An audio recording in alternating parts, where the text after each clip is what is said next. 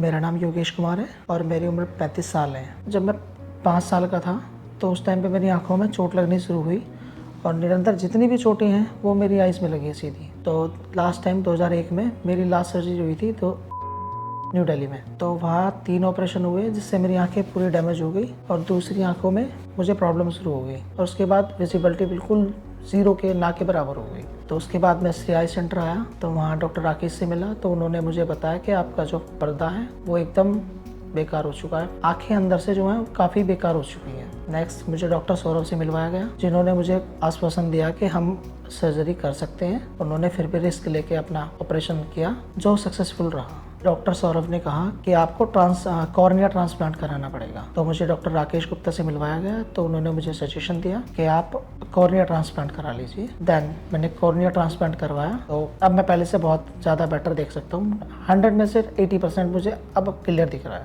पहले मेरी विजिबिलिटी लो थी बिल्कुल ऑपरेशन से पहले भी, बट अब मैं नॉर्मल आदमी की तरह काम कर सकता हूँ। मैं गवर्नमेंट सर्वेंट हूँ तो काफ़ी मेरे थे जो मुझे डीमोटिवेट करते थे, मेरे काम में बाधा डालते थे, पर अब उन 4 लोगों का काम मैं अकेला कर सकता हूँ। ये सब कॉर्निया ट्रांसप्लांट की वजह से हुआ। तो सभी से मैं आशा करता हूँ कि ज़्यादा से ज़्यादा लोगों को अपनी आंखों का दान करना चाहिए ताकि दुनिया में मेरे जैसे बहुत से आदमी हैं जिसकी लाइफ में थोड़ा सा अंधेरा है, शायद किसी की आंखों को एक अच्छा मोटिव मिल जाए, किसी की लाइफ उजागर हो जाए।